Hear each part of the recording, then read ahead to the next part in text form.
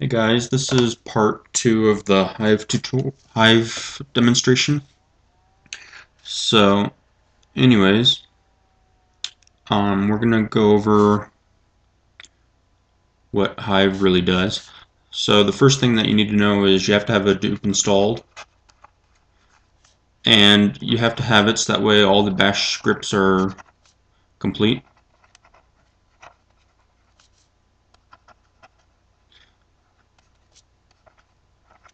or up to date is what I'm gonna call it.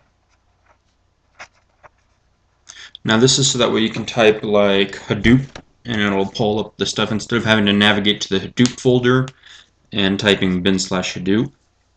And then the other thing is that because Hive actually uses this bash script to find Hadoop. And the second thing is that we have to also update the bash script for Hive.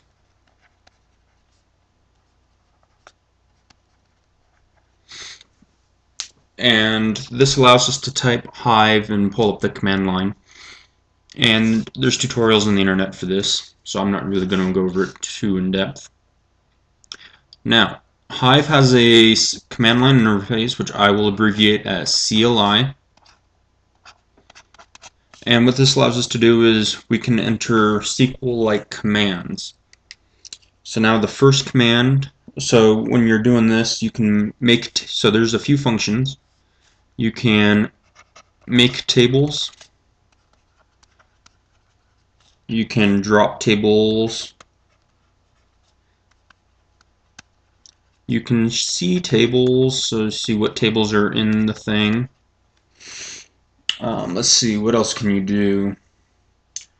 You can describe a table.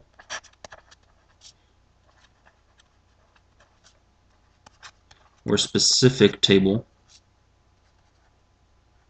Fields.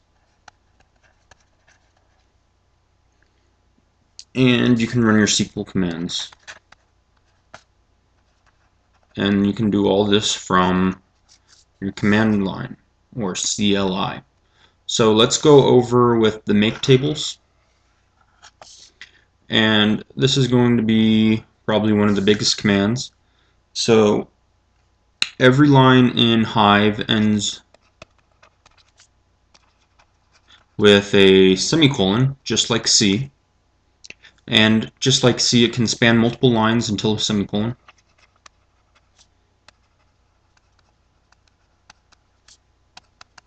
Alright, so now to create the table, the keyword is create. I'm going to capitalize it. It doesn't really matter. I just like to capitalize it. And then I'm going to create a table. So create table. And then, so create table creates a table with the name.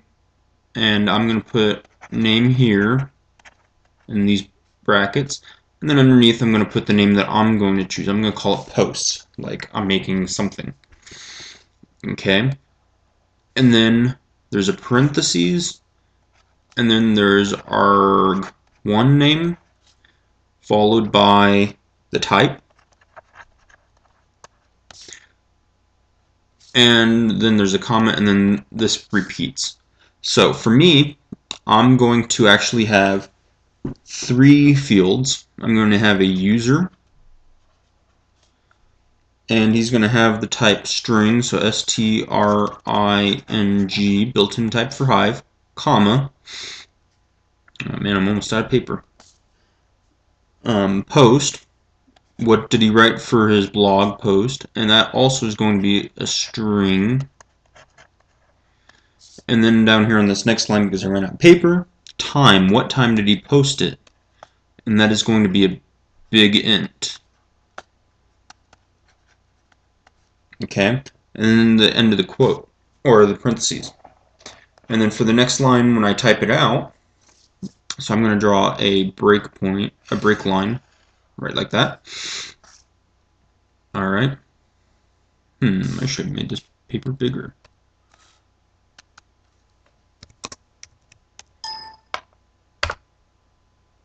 There we go. So I just made the paper a little bit bigger. So then on the next line, I'm going to describe the row format. So the rows,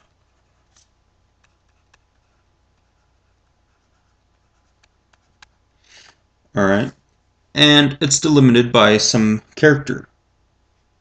So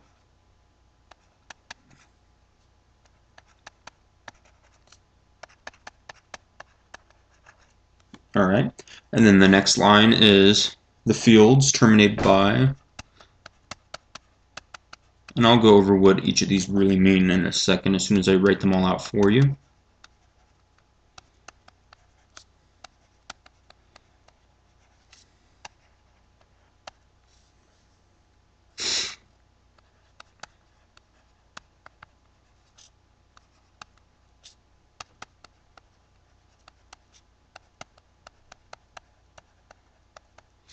Alright, so row format delimited basically means that each row is delimited by a certain character.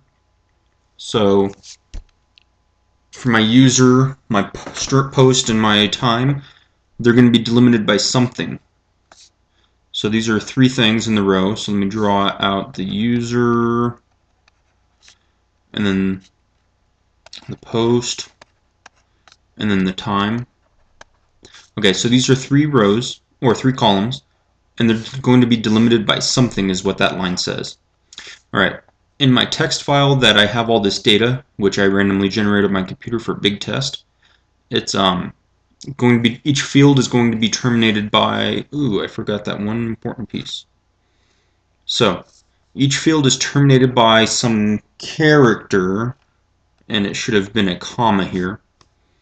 So for instance, I might have user1, comma, his post, comma, the time.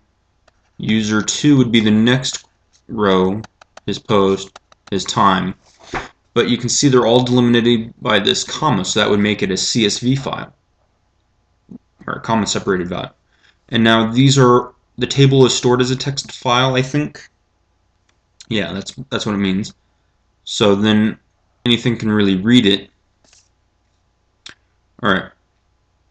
And that'll create a table of the name post with the fields user, time, and post in the same order that they show up. Okay, so the next piece, the next command is show tables.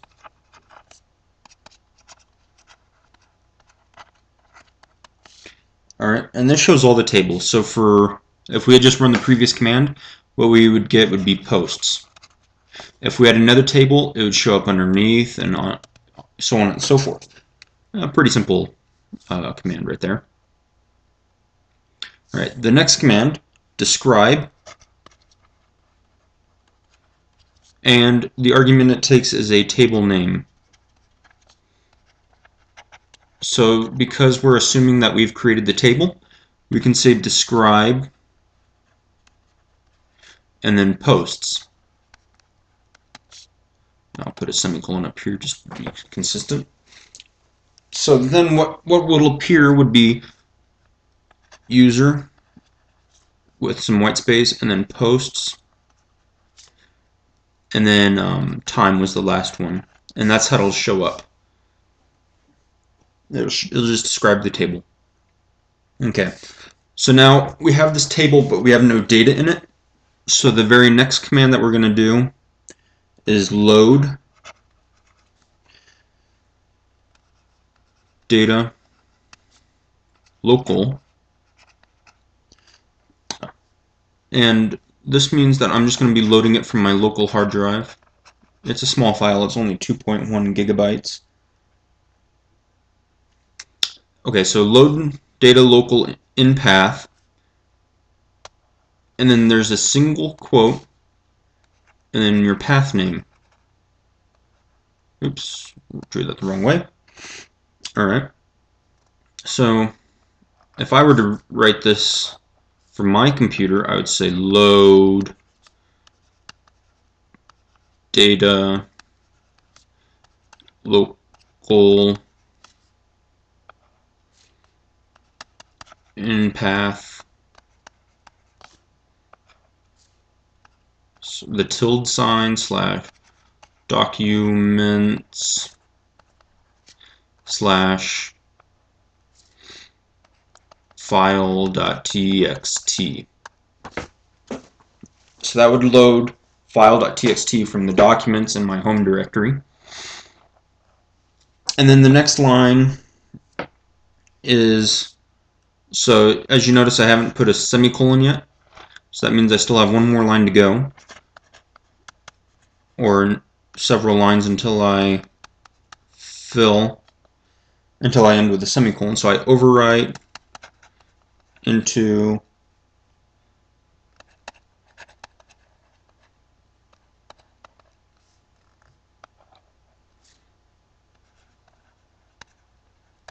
alright. So by now you should know that post is just my table name, but I overwrite all this data into the table. And so what this does is Hive will sit there and it'll load all the data into itself. And this actually doesn't take as long as you would think. It's later when you start processing that it starts taking the time, but it's still pretty fast, I thought. And some other notes is that you can you don't have to load just one file, you can load a whole folder, but I'm not going to go over that. There's tutorials on the internet.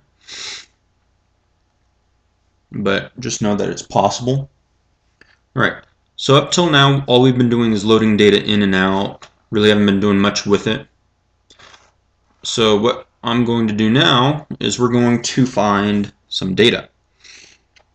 So the first part is your SQL command, select something from your table, which my table is posts, as we've gone over before. Okay. And then you give it a field, so where user is equal to, and then I pass it a name with double quotes, so we'll say user2.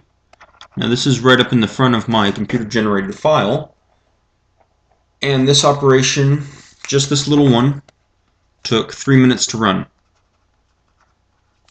on 2.1 gigabytes.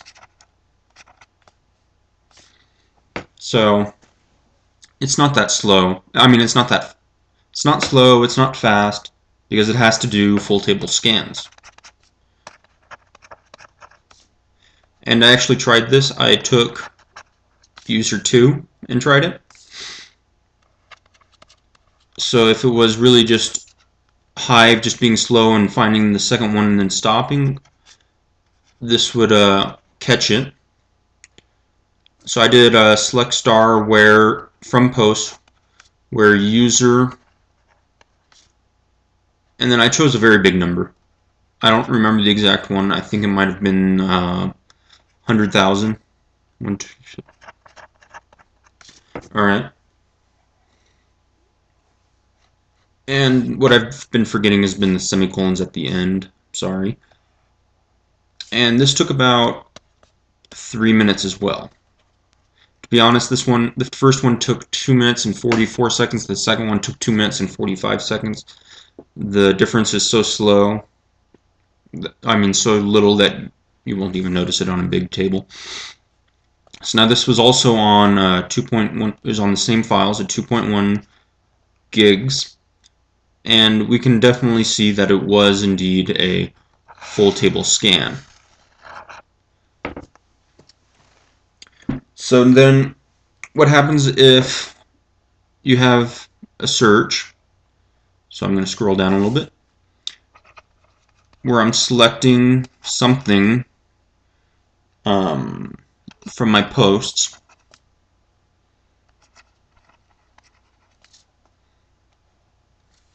Where I have more than one of the objects. Let's say where the time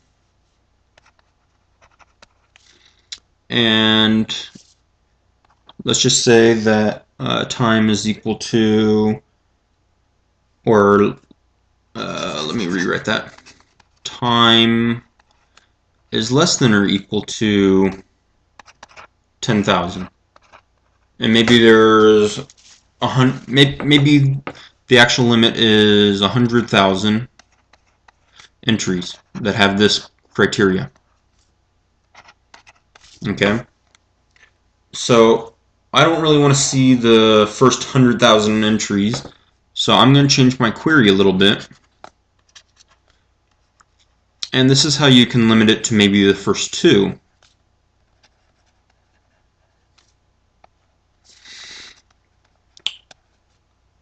Less than or equal to 100,000 or 10,000, I'm sorry. And maybe I want to limit to 2. I can pull in the limit and then the number 2. And these quotes don't actually need to be there, I'm sorry. And then a semicolon at the end, of course. So now what will this give us? It'll give us the first 2 entries. So that meet this criteria here. And you can see that's fairly fairly useful, because maybe there's one user with 10,000 posts and you only want the most recent 2 and they're on the top, so you limit it to 2. Anyways, so up till now we haven't done anything with the table being dropped, so we can drop the tables too. And table name is the argument, as you would expect. So if I call it on my posts,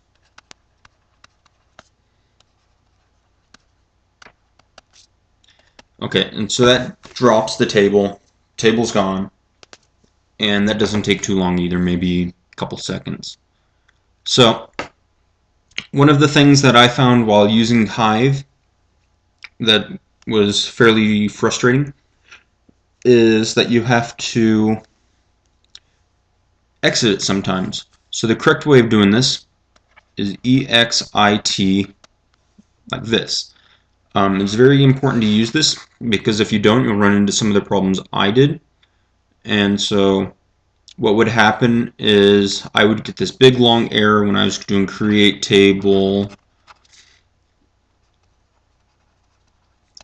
And so I made my table, and then I would hit enter and the semicolon, and I would get this big long error message, and I couldn't figure out a solution to it.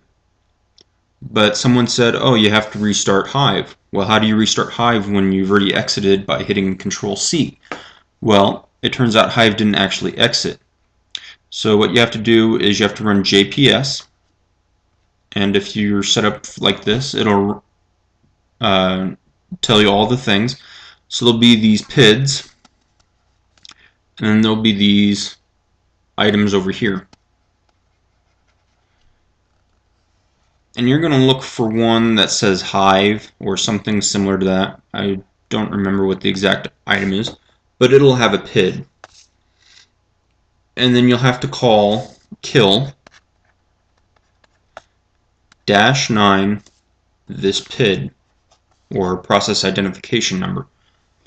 And that'll kill it. And then you can call Hive again and re-enter into it. And now your create table will succeed.